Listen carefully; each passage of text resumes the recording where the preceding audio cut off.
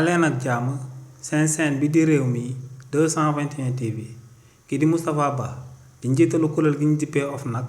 yëkkati na ay kàddu ŋàññ daal di koy jëmale ci autorités yi nga xam ne dañoo daal di nekk ci réewu Sénégal war a amal déclaration de patrimoine te ba tey amalaguñ ko ci li ni mel buñ sukkandikoo ci kii di Moustapha Kane ñoom liggéey buñ daal di amal jëmale ko ci ñi nga xam ne ñoom ñoo war a daal di amal seen déclaration patrimoine ci réewu Sénégal ne lim bi dafa daal di toll ci 1574 nit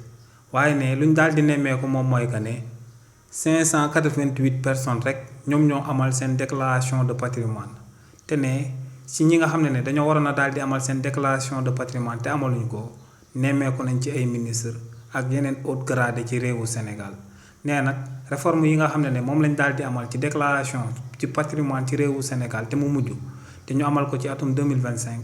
ne loolee day daal di may waa OFNAC ngir ñu daal di topplu képp koo xam ne dafa war a amal déclaration de patrimoine te amalu ko ñu mun a daal di dog ci salaire am bu muy daal di jot waaye tamit ne mun nañ koo daal di tëjlu ci lu tolloog 6 mois ba daal di jàpp 4 ans ci réewu Sénégal. waaye tamit kii di Moustapha Kane ñi nga xam ne dañoo waroon a daal di amal seen déclaration de patrimoine te ba tey amaluñ ko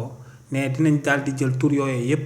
daal di koy publier seen site bi nga xam ne site bu officiel la pour Sénégalais yépp daal di xam que ne ñooñee dañoo waroon a daal di amal seen déclaration de patrimoine waaye amaluñ ko te ne li ni mel dina daal mën a daal di encourager bu ko defee ñu ñëw daal di amal loo xam ne neex na xari la ndax ne yoonu réewu Sénégal moom moo tënk fonctionnaire yi ngir ñu daal di amal li ni mel.